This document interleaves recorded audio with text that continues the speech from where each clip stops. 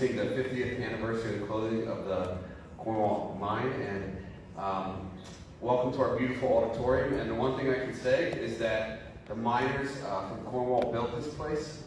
In 3 years, we have our 100th anniversary. And so I just want to say thank you. I want to say thank you to all of you that did labor in the mine. And without much further ado, I'm going to hand it over to Jim Polchinski, and he's going to say welcome as well. So thank you for coming, and we're glad you're here.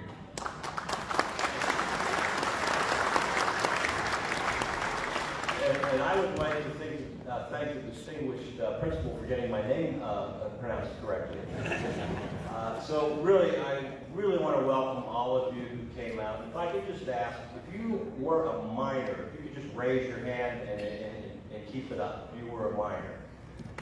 Wow. So keep your hand up. If you knew in your family or your close friends somebody that was a miner, raise your hand. Just take a look around and just look at that. So you can put your hands down now. I just really feel the importance of this event today. We are not celebrating the closing of the mines, but we are marking the closing of the mines, but we are celebrating the hard work and the commitment that every worker and miner gave to this community. Many of us, many not here, that were over 230 years of mining, which is incredible when you think about the longevity of the work that was done in Cornwall.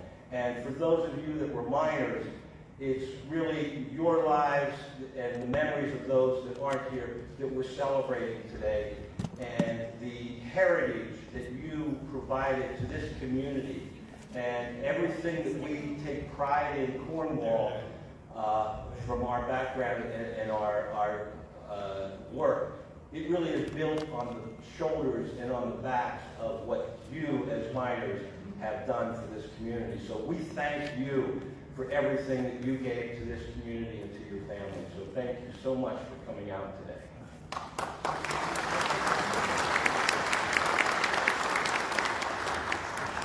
My name is Jim Polchinski. I'm the president of the Friends of the Cornwall Iron Furnace, and I would like to acknowledge the distinguished guests that are on the stage here, and I especially want to call out the Lebanon County commissioners who, with their support, we were able to bring this event to life. I also want to thank Kathy Miller and her events committee of the Friends of the Cornwall Iron Furnace for the hard work that they've done in organizing this event. And when we're done with the part in here, we're going to go outside, do a wreath laying ceremony, and back at the furnace, you're invited to all come out. We're going to have a cake celebrating today, and there is a book signing. Mike Weber will be making some remarks later, the author of a newly published Always More production about the history of mining at the Cornwall Mines. And if you haven't gotten your copy, Mike is available to sign that today. So when we leave here, we'll go back to the furnace, and I just think everybody let's have a lot of fun today, and let's just take pride in the memories that we have of the mines. So thank you so much for coming out today. And I'm going to hand it over to my family.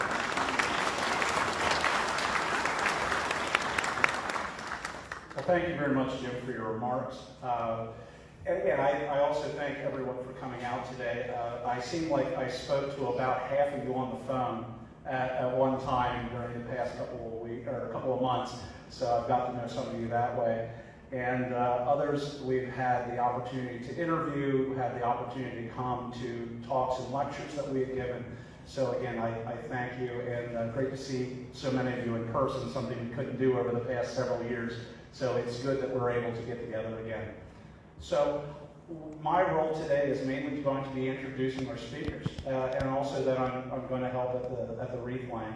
So I'm going to call up our first speaker. So Senator Chris Gephardt was elected to serve the residents of the 48th Senatorial District in a special election in May of 2021.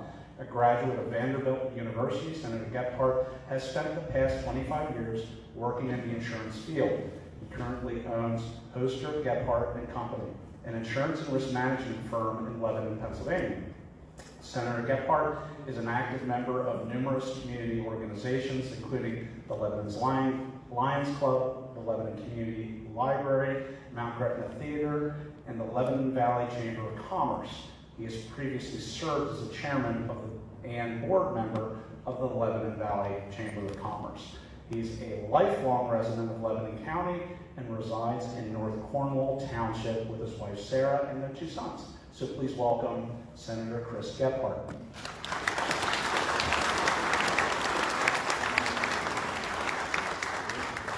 Well, thank you, Mike, for that introduction. I think we need to update a little bit of that. You know, that was a couple years ago. So a lot of those organizations have run me off the board since I got elected to the Senate, since my attendance is pretty poor. But it certainly is exciting to be here this morning. It's certainly exciting to see this great crowd. I thought the irony when we got the invitation was I just celebrated my 49th birthday this month. So I wasn't even born when the mine closed. But I also grew up right up the street on Tice Lane and spent my younger years here in Cornwall. So anyone that grew up in Cornwall certainly saw the impact that the mine and the iron industry has had on this area. You know, it certainly was, whether we, even visiting friends that lived in Miners Village, or the adventures that we might have taken trespassing over at the mine property.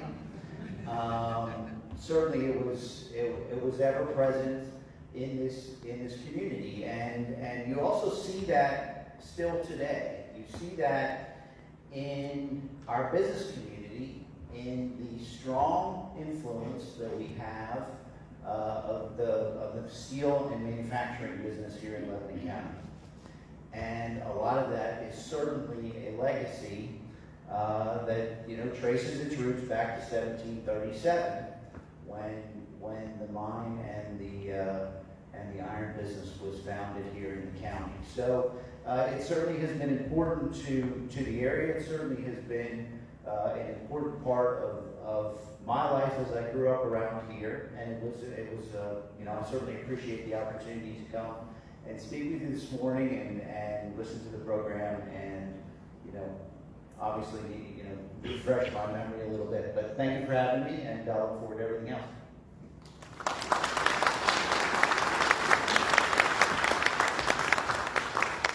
Thank you very much, Senator Gephardt. Our next speaker will be Representative John Slagle, and Representative Slagle is also going to present something to a citation to Jim Polzinski, so we'll have that as well. So Representative Slagle, in November of 2022, Representative Slagle was elected to serve the citizens of Lebanon County's 101st Legislative District in the Pennsylvania House of Representatives. He has served as a high school teacher, a coach, a school administrator. He holds a bachelor's degree in social studies from Kutztown University, a master's degree in education counseling from Millersville University, and a doctorate in education administration from Temple University. Now retired from education, Representative Slagle taught American history and coached in the Northern Lebanon School District. He served as assistant principal at the Steelton High Spire Junior High School, principal of Palmyra High School, and the Swatara Junior High School. He was director of secondary education at the Cornwall Lebanon School District. He is involved with several community groups, though his probably also has problems getting those. A representative's schedule is pretty busy, but those include the American Heart Association of Lebanon County, the Lebanon County Christian Ministries, and Zion of Iona United Methodist Church Council of Lebanon County. He and his wife Ruth Ann live in Cornwall Borough, and they have 2 grown children. Please welcome Representative Slagle.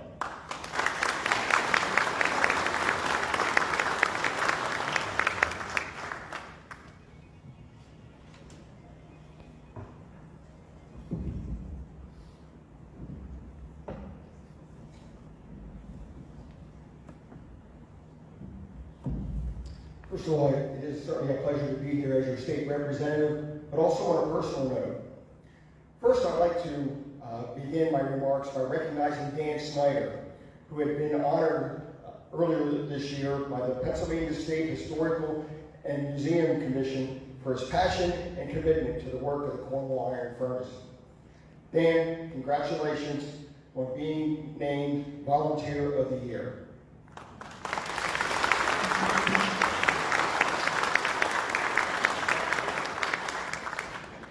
At this time, I would ask if Jim Plazinski could please join me at the podium. On behalf of the Pennsylvania House of Representatives, it is my pleasure to present this citation to the Cornwall Iron Furnace Association and to commemorate the 50th anniversary of the closing of the Cornwall Mines.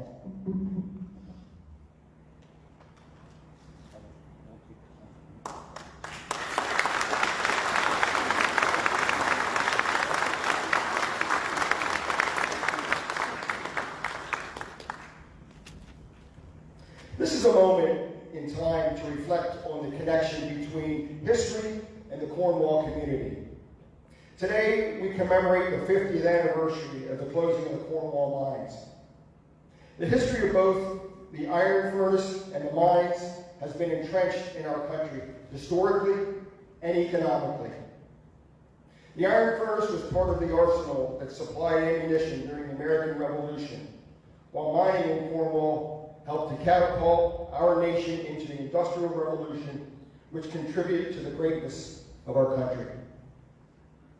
On a personal note, I remember the circumstances that led to the flooding of the mines and consequently its closing. It was in June of 1972 when Tropical Storm Agnes hit this area. Many areas along our Commonwealth's waterways were devastated. Also, there are several family members who were miners in Cornwall. Some of you, I know, remember my father-in-law, Starkey Carpenter. Stark and his family, including my wife who's here with me today, Ruth Ann, they lived just up the street from Tony's Mining Company restaurant in Rexmont. In fact, evidence of my father-in-law's work in the mines can still be seen every time one dines at Tony's, as there is a photograph of him in the lobby with his uncle. But the legacy of mining in Cornwall is its connection to our community. The traditions established and the importance that mining has had on so many families is a story that continues to be told. It is here where strong sense of family and community merge.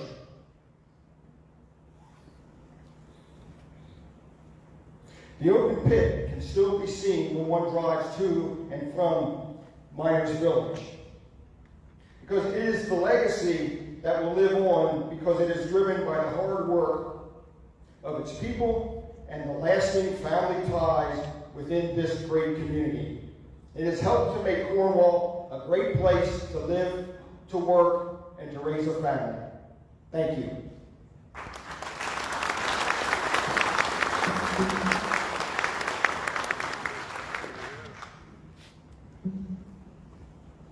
Well, thank you for those remarks, Representative Slagle.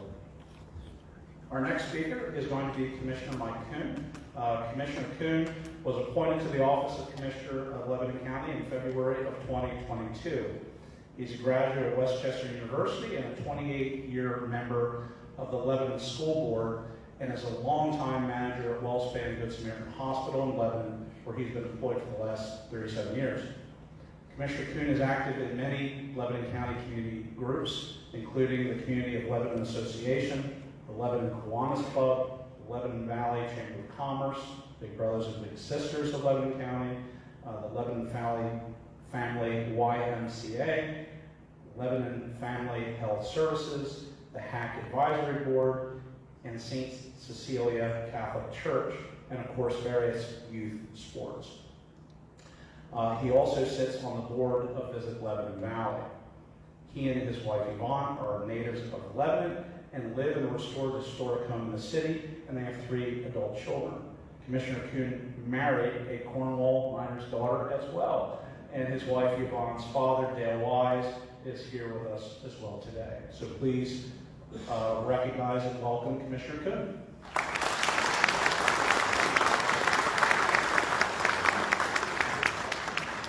Thank you, Mike.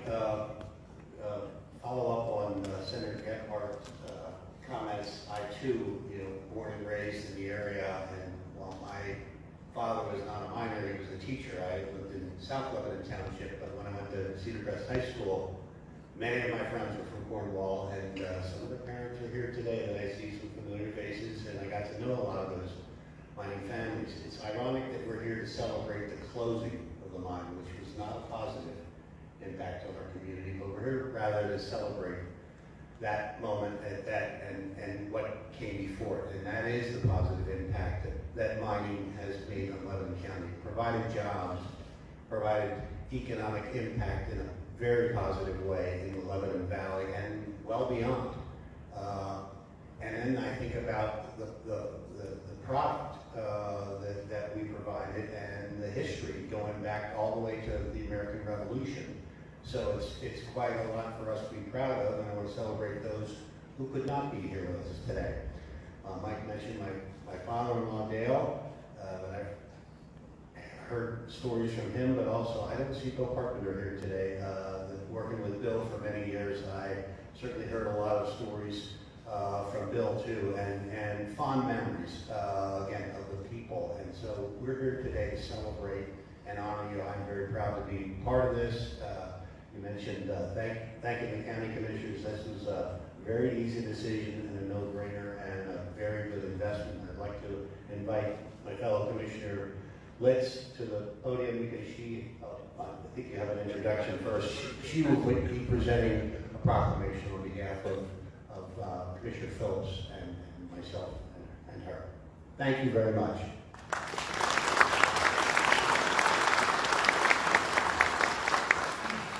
Thank you, Commissioner Coon. So next I will introduce Commissioner Joellen Litz. Commissioner Litz is a sixth-term commissioner of Lebanon County who was first elected in 1995. She currently serves as Secretary of the Commissioners and serves on many county boards and committees. She is a graduate of Lebanon Valley College and Kennedy Western University. Litz was a small business owner in Lebanon, owning the Lebanon Body Shop and Litz Company Commercial Rentals for many years.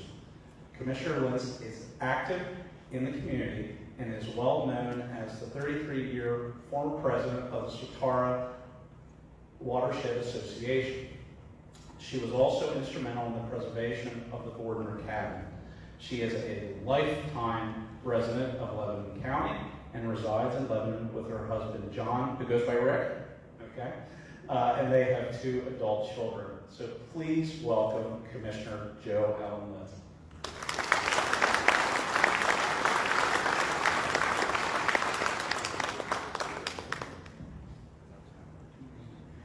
Oh my, just being in this building brings back so many memories because I attended school here through elementary and, oh yes, I went to the Red Schoolhouse and had to go under the bridge. And I'm thinking I walked the halls with Cornwall Miners' children who may have eventually become Cornwall Miners. So if you went to this school, raise your hand. I knew it. I just knew it. Well, very fond memories, and a lot has not changed. I mean, the bathroom is in the exact same place. I checked it out. But I have to tell you that thinking about today, I know that one of the things Lebanon County is known for is our work ethic. Who better represents the work ethic of Lebanon County than Cornwall Miners? And what did you pass on? What was your legacy that you passed on to your children? It was work ethics, values, dig in, work hard, give an honest day's work for an honest day's pay. Those are the things we grew up with. And we are still known to this day, for the most part, as a community that when you settle here, why do you think we're getting so much influx of buildings that they want to hire us? Because we work hard. And we owe a lot of that to the Cornwall Miners. We really do. So thank you all for everything you've done. I could go on, but at this time, if I could get Commissioner Kuhn to rejoin me and Joe to come up here. Yeah. We do have a certificate that we would like to present to you from the Lebanon County Commissioners. Now, the funding that we provided was because we collect what's called a hotel tax, and this event is landmark and helped to bring in people to Lebanon County. So therefore, we could justify using that money for a grant for you. So thank you for applying, because this is a wonderful turnout. Oh, it is amazing. Yes, and thank you and congratulations.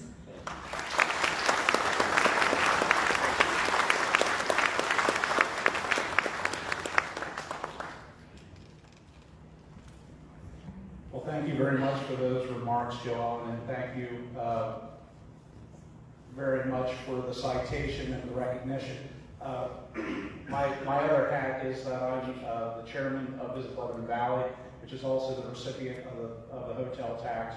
And it is a wonderful program, and we've started to do so much more to be able to go ahead and promote the Lebanon Valley and to get more visitors to come into the Lebanon Valley. So it is a wonderful program, and thank you again for that. So our next speaker I'd like to introduce is Mike Weber. Mike Weber is a retired federal employee with 36 years of service who worked as a geologist, health physicist, and manager for the U.S. Nuclear Regulatory Commission and the U.S. Geological Survey. He is a 1982 geoscience graduate from Penn State University.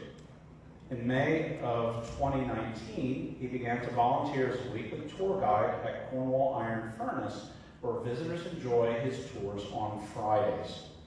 Mike is a popular speaker for the museum's lecture series, and he researches the history of mining and geology of Cornwall and similar deposits in Pennsylvania. He is the author of Always More Production, a history of the mining operation at Cornwall that was published this month. He was the museum's 2020 Volunteer of the Year. Mike is also active in his community in Lancaster County, where he volunteers at the Everett Cloister, Bethany United Church of Christ, and he serves on the board of Old Zion Church near Brickerville. He lives in Ephrata with his wife Jane, and they have 4 adult children. Please welcome Mike Weber.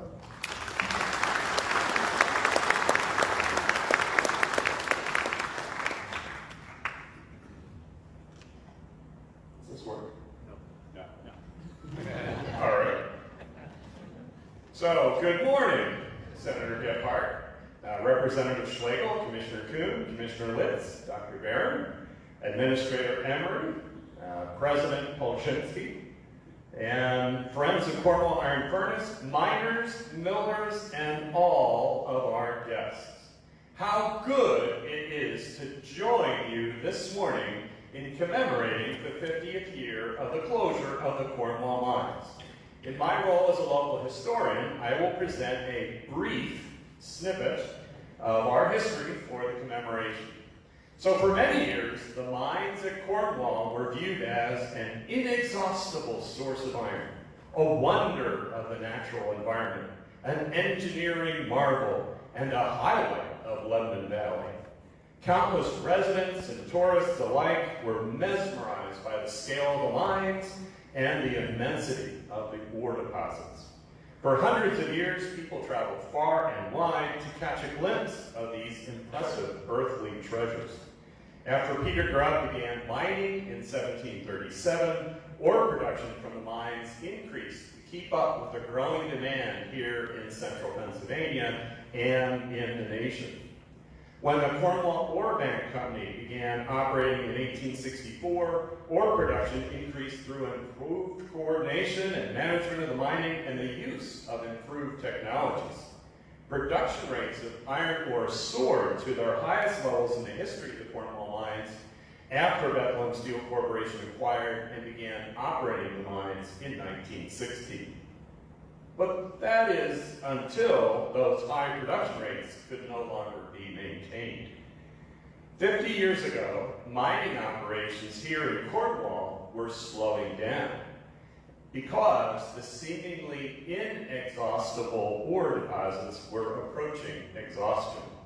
Mining underground in the number 3 and the number 4 mines had already closed the year prior because of Tropical Storm Agnes in June 1972.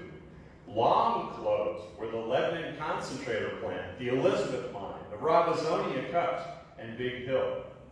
In 1973, mining in the open pit and the operation of the concentrator plant in Cornwall were achieving high ore production rates and record profits.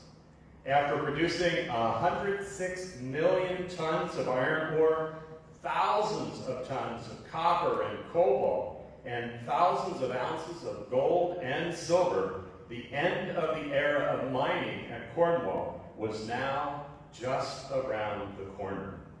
Mining would soon end on June 30, 1973, as the last truck pulled the final load of ore out of the Cornwall pit. Bethlehem Mines had been preparing for this end of mining shortly after the company began acquiring the ore deposits. For more than 100 years, Bethlehem Cornwall Corporation and its predecessors supported the local charities, educational and health institutions, the communities, and the churches here and around Cornwall. Bethlehem Steel supported the establishment of Cornwall Borough in 1926 and the consolidation of the villages of Cornwall. The company transferred to the borough community services for drinking water supply, garbage collection, road maintenance, security, and education support. Beginning in the late 1950s, Bethlehem Steel sold and transferred most of the company houses to their residents, which provided a strong foundation for the future of Cornwall after mining. Employees of the mines helped to support the community by teaching first aid and artificial resuscitation to various groups, including the students right here at Cornwall School, as well as Lebanon Valley College, the Red Cross, the Boy Scouts and Girl Scouts, the YMCA, YWCA groups, and even the Parent-Teacher Association. The miners, millers who operated the concentrator plant, and the companies that operated the mines leveraged the past to promote a bright future for Cornwall, Lebanon, and the surrounding communities. The rich and abundant iron ore that was provided by the mines seeded the development of the iron and steel industry here in Lebanon County and central Pennsylvania, including furnaces, forges, foundries, and mills. The mines paved the way for the growth of transportation systems, including roads, turnpikes, canals, and railroads. As the iron industry flourished, so too did the grist and sawmills, the agricultural economy, the industries that enabled the growth and built the manufacturing might of Pennsylvania. Companies like Weimer Machine Works, Lebanon Manufacturing, Lebanon Stove Works, Lebanon Boiler and Machine Works, Pennsylvania Golden Networks, Pennsylvania Steel, Bethlehem Steel, limestone quarries, tanneries, shoe factories, and paper box manufacturers. These industries were followed by government installations such as Fort Indian Town Gap and the Veterans Affairs Administration Hospital, textile manufacturing, pharmaceutical and chemical production, healthcare and research, and the food industry. And as a result, Lebanon County today offers a strategic location, a strong transportation network, high quality of life, and a skilled and capable workforce. In addition, Cornwall ore helped to defend our nation and transform the United States into a world leader. From guns and battleships, salt pans and stoves, rockets and rails, automobiles and trains, and bridges and soaring skyscrapers, Cornwall iron ensured America's might, prosperity, and prominence. Through years of learning, hardship, and technological innovation, the mines and the concentrator plants also developed the technology that was then used to extract similar ore deposits across the United States and Canada, and also around the globe. Of course, the miners and the millers here at Cornwall played a quintessential role in operating the mines and the concentrator plants and harvesting the riches of the earth. As the mines and the mills grew, so too did the size and diversity of the workforce, as miners were attracted throughout the United States and across the globe. The miners and millers dedicated their blood, sweat, toil, and even occasionally their lives and limbs to the production of ore for the benefit of their families, their community, and their country. Hard-working men like Victor Alcala, Dewey Bernard, Richard Chernich, Pancho Fiorentino, Steve Carriage, Mel Lipinski, Elsa Rossini, and Pop Showers supported their families and communities. By working together with respect and cooperation, they developed Cornwall into one of the largest iron mines in the United States and one of the longest continuously operated mines in the Western Hemisphere. The mineral riches won at Cornwall helped to establish the region and support the nation's growth and prosperity.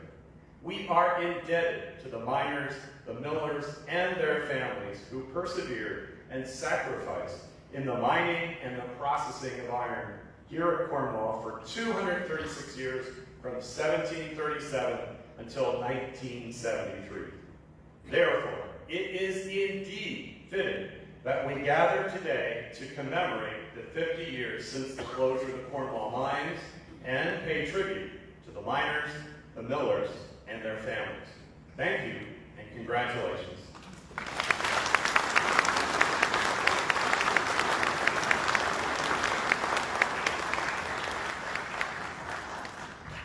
And that's why we have Mike do a lot of talks for Cornwall Iron Furnace. That was absolutely fantastic, Mike. And again, I'm not trying to sell a book, but if you want to learn more about the mines, Mike just came out with that book, and it's about 2 weeks old. So wonderful, wonderful history about the mining operations here at Cornwall. So now I'd like us to hear from someone who actually had some time underground. And that's Dr. Joseph Barron. When I first went and asked Dr. Barron to do this, he said, well, why don't you get one of the real miners to do this? You know, one of the guys that did it professionally, you know, get a Frank Stella or someone else. And I said, well, you know, Dr. Barron was one of the first people that when we announced that we were doing this, I think I had 3 emails in my inbox in the first day alone. He was very excited about coming and speaking, or just coming and being with everyone. It had been so many years since the last miners' reunion that, you know, it was only infrequently that he was getting together with miners. So the idea that he could get together with former classmates, former people that you know, he served with underground was very attractive. So let me just go ahead and read a few things about Dr. Barron. So he's a retired cardiologist from UPMC Williamsport, who currently resides in Montoursville, but also frequents Mount Gretna. He's a graduate of Lebanon Catholic High School, Bucknell University, and the Sidney Kimmel Medical College at Thomas Jefferson University. And I would also say that he gained very valuable education as a mucker in the No. 4 mine at Cornwall during the summers of 1970 to 1972. He and his wife Ann have 4 adult children, so please welcome Dr. Joseph Barron.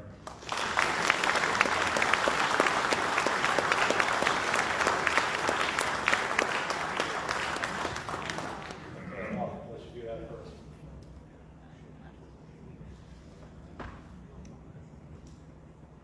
It truly is an honor to be here with you I'll be today. his assistant banner. Oh, okay. To Mr. Mike Weber and Mr. Michael Emery, honored speakers, friends of the Cornwall Mines, and in particular fellow former underground miners, welcome. Mr. Michael Emery kindly asked me if I would deliver a short talk on my personal experience with the Bethlehem Mines at Cornwall. It's a true honor to share with you a few melancholic memories about a unique workplace which for many was once truly a home. Now, obviously, the real miners here, their experiences are more manifold than mine, having worked there 3 summers. But nonetheless, I was able to be immersed in mine culture and language, some of which I will not discuss in this presentation.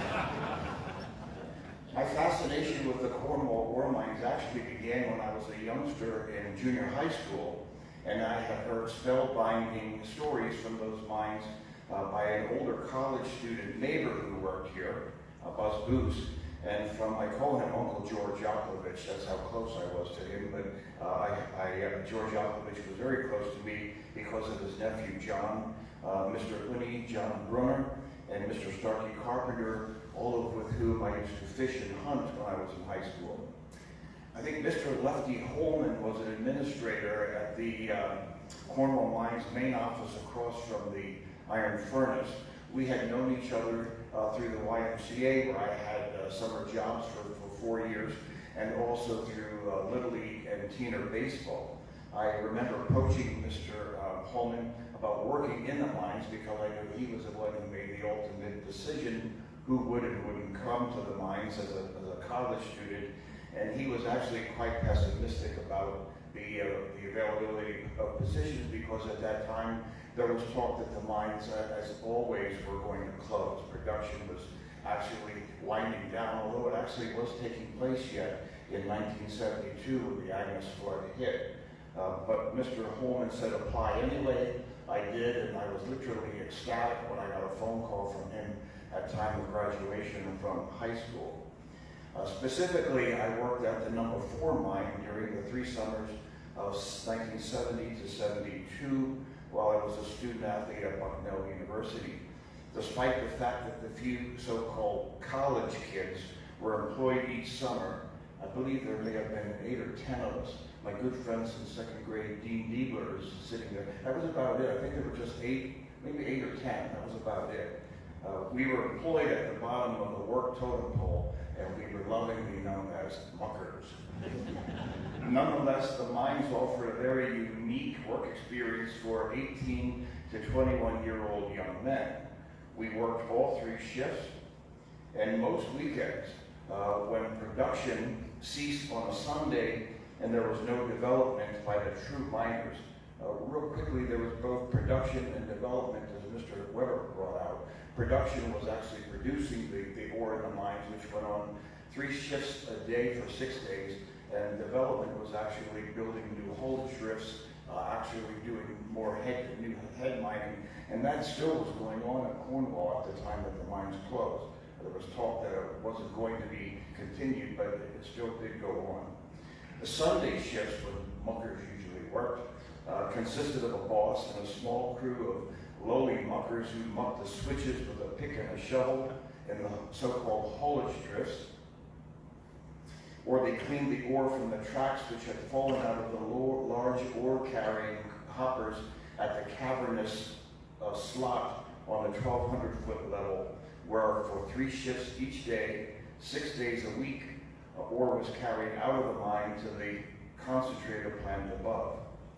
During the weekday production shifts, however, we were very often allotted so-called point jobs with a helper with a higher pay grade as we filled in for vacationing full-time miners. These point jobs were allotted to us muckers by one of the bosses after we exited the skip and sat at the landing level before the main shift began, and orders were given to the miners as to the entire shift's responsibilities. Sometimes some muckers were given point jobs and others weren't, which obviously ticked off those who weren't given the point jobs, if I can use a colloquial term. Usually full-time muckers were appointed to the first available point jobs, but before the college kids, which was totally appropriate. However, if a particular boss liked you, you were preferably given a point job more frequently. The way to get those point jobs was to work hard, first of all, by word of mouth from full-time miners who actually worked with us and liked our personalities, because we didn't fight back when muck was thrown on the back of our necks on the skip. And if we kept our safety glasses on and we didn't shine our light in the boss's eyes as they were walking down the drift to meet us, that was a no-no. We didn't do that. Our responsibilities with most point jobs were manifold and quite serious considering our young ages.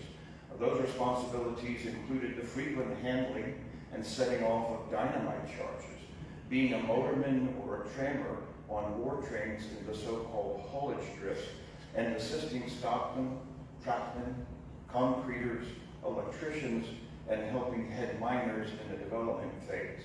A more unique point job actually was working alone in what was called the power group. That was on the 300 level at number 4 mine, and there you were dropped off by yourself from the skip as the shift went down the shaft.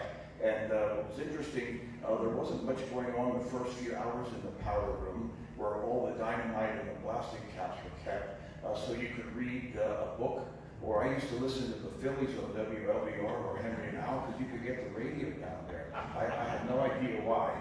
And then besides the book that you might bring, there was other anatomically manly appropriate literature that was down there for your enjoyment if you wish. You one would get a headache from working in the power room, as my fellow miners can tell you, because of the nitroglycerin, which is a very potent dilator of blood vessels. So you almost always got a headache if you were in the power room. Tylenol was there available for you if you wanted it, to be honest with you. There was actually a lunchroom on each level also that people don't realize. In the lunchroom, which was probably the warmest place in the mine, because I believe the temperature was always 53 degrees and 100% humidity, so you were always rather cold and damp. And the lunchroom had a radiator, and many of the miners would put a closed can of Campbell soup on the radiator, or they go in with their tire and get warm. If you actually completed your job, for instance, if you helped a stockman who was taking ore out of the slushing drifts, you could actually go there and spend the last hour of your shift, provided the boss didn't come around. The mines was really a place where a work ethic was installed and where a story was provided about meeting very many dedicated men of unique personalities and talents. Most of those names and faces are now lost with the passage of time, sadly. Yet these hard-working men who referred to each other as buddy broadened our early adulthood living experiences, which have literally lasted a lifetime.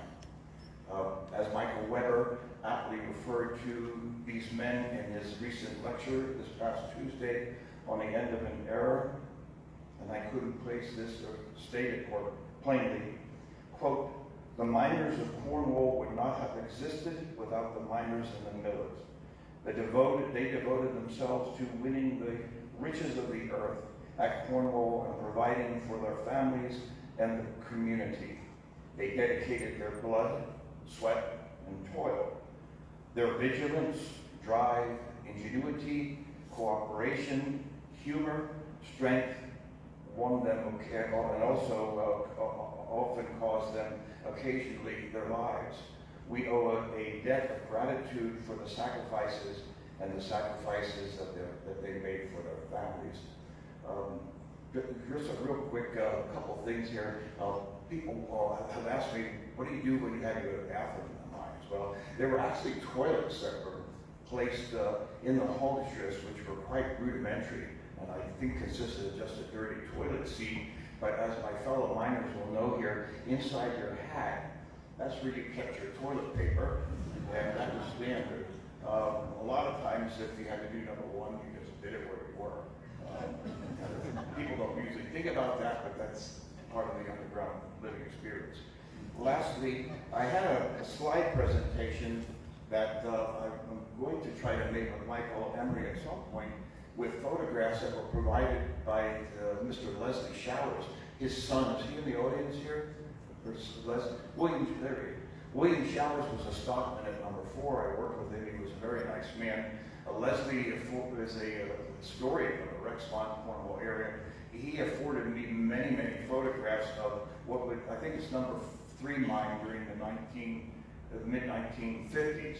And I have them in a book here with annotated pictures explaining what some of these men are familiar to you probably. I recognize the face of Lenny Brunner, Cy Hollister, Jughead Booker, and the big boss of Boss Bill White, who was a renowned golfer, but also I guess he was he the main guy? Was he? But A sheet has been provided for you also with terms, mining terms on there, which were used in the mines. Some of the more appropriate terms, for instance, Maloney represented a big piece of dynamite, which reminded one of Lebanon Maloney. There was another name for it colloquially, called a horse something or another.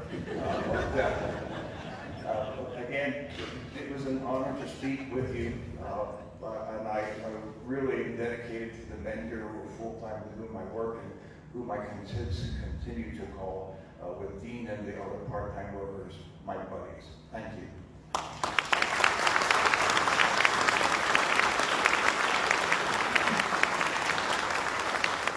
Thank you very much, Dr. Barry.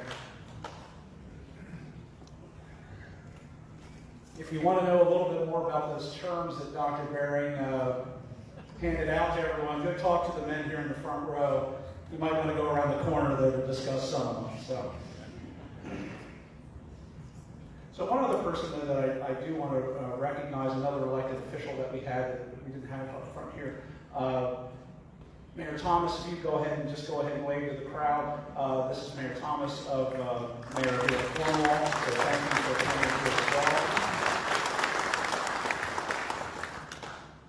And thank you everyone for coming out. And of course, I want to thank all of our elected officials and speakers today for coming out to honor the memory of the Cornwall Mine, now closed these 50 years. I want to especially thank our former miners and their families. If you could just give them a round of applause, please.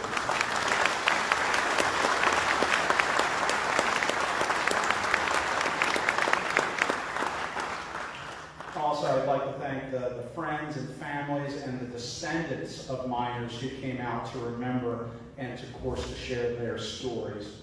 And thank you to the Friends of the Cornwall Iron Furnace who hosted this event, and to the commissioners of the County of Lebanon who financially supported this important community commemoration. Also want to thank the event committee who worked hard to make the day special, and they are Craig Ball, Kathy Donaldson, Andrew Hebert, Cavi Miller, Karen Mitchell, and Sue Wenzel. So if I can have a round of applause for them as well. Thank you.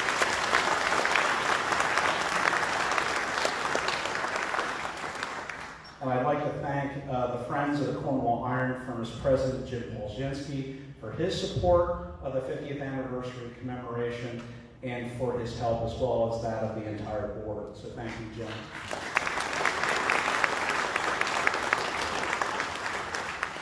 I also would like to give a special thank you to Mike Weber, whose persistence and scholarship have renewed the interest in the history of mining of Cornwall, and through his book has made that history more accessible to the future. So thank you.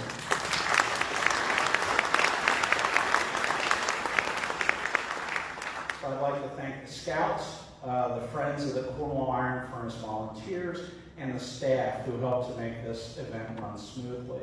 I'd also like to thank the Pennsylvania Historical and Museum Commission for their support, and for PHMC photographer Don Giles and his assistant for taking photographs of the event. So you'll see Don walking around here. So he's doing that so that we can commemorate, and you'll see those things on Facebook and other places as well. So thank you, Don. I'd also like to give a special thank to Nate Arntz, the principal of Cornwall Elementary, for his support. He could not have been more helpful and kind. So thank you very much.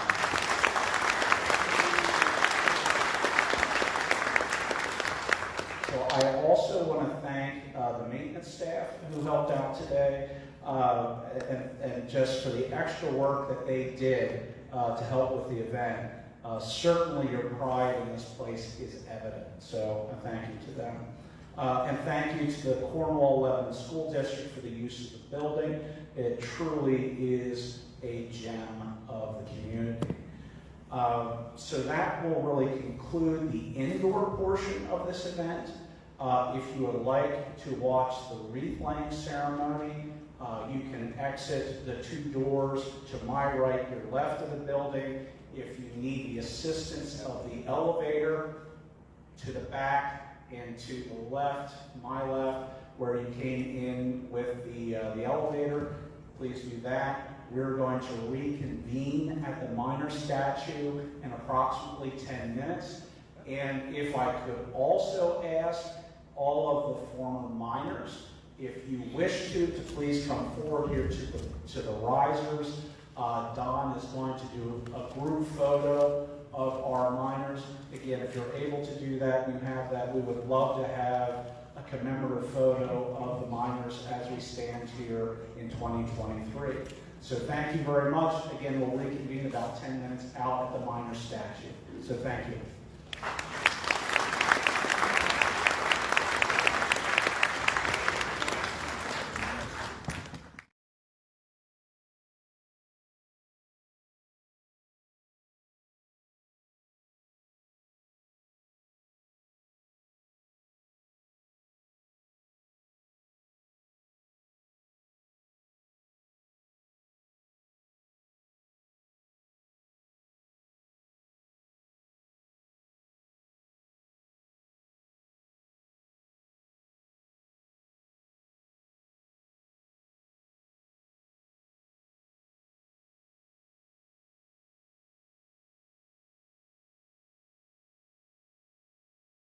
Past year's events were his brainchild. It was an offhand remark that he made to me that started conversation amongst volunteers and staff that has resulted in interpretive signage, oral histories, and this program. When talking about the living miners, Bruce had commented, "After all, they are our veterans." It is a phrase that made an impact and certainly sparked action.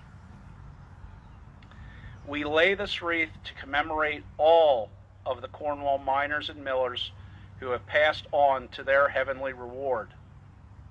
It is fitting that this is the place that we have chosen to commemorate them and the sacrifices that they made for their families and nation, and at the same time they jeopardized their own health and at times their personal safety. Most of these men now lie in cemeteries across this region, and others, because they had answered their nation's call, lie in national cemeteries in the old Confederacy, in the fields of France and Germany, and in far-off islands in the Pacific. Others still lie in locations known only to God. Mining is a dangerous profession. Many men died in doing their work, but many more are now gone because of the passage of time. These men were beloved spouses, uncles, fathers, grandfathers, and friends. They were pillars of this community, scout leaders, volunteer firefighters, school board members, members of the VFW, members of sports teams, lay leaders in churches, volunteers, helpers, and valuable members of the community, county, and nation. We chose this location to honor them in front of this statue of the Cornwall Miner. This statue does not represent one miner, it represents all of the miners and millers of Cornwall.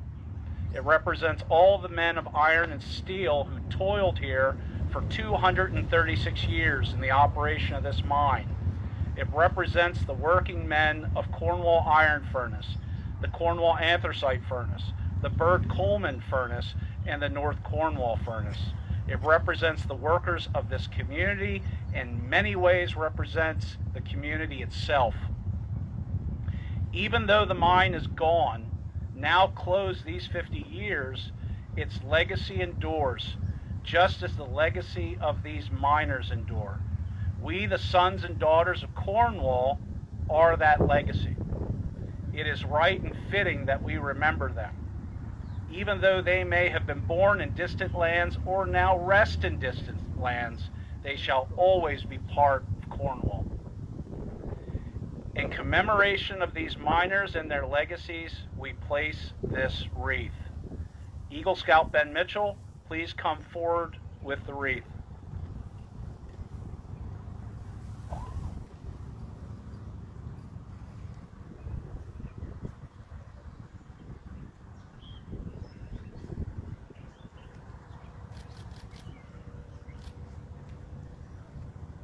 Scouts, also please come forward to lay the wreath to these miners and millers of Cornwall.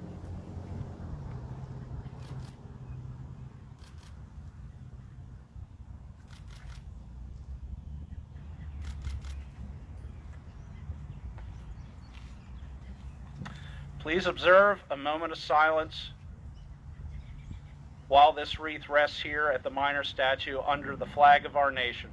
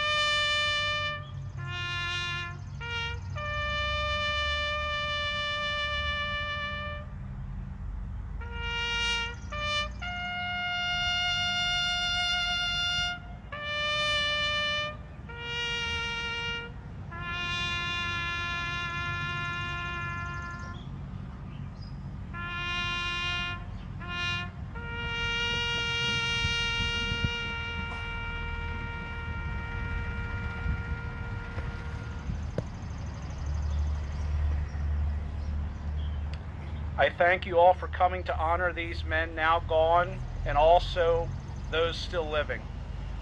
To our former miners, thank you for your work at Cornwall Mines and for your role in building this community. May God bless you all.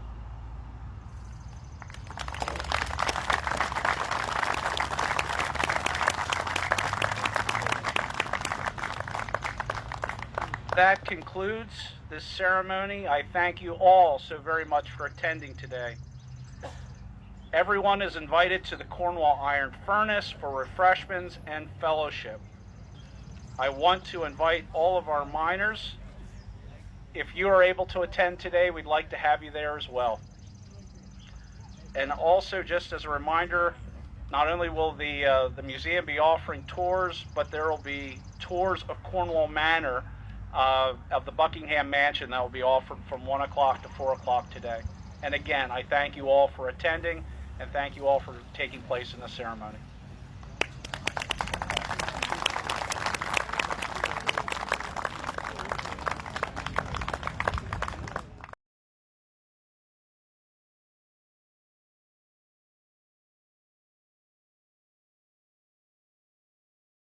Slice. We'll do that. We're going to meet over there. So everyone, if I can have your attention. Again, I thank you all for coming. I know many of you right now are eating cake, so I was a little late to the party, which happens a lot. So we've asked Frank Stellar, who is our oldest miner that's here, 98 years young. He'll be challenging most of us to foot races later on, so eat accordingly. So, Frank, if you would be so kind to go ahead and cut this ceremonial cake. Shovel? It's like the kids' birthday parties. Look at that. Thank you very much. I appreciate it.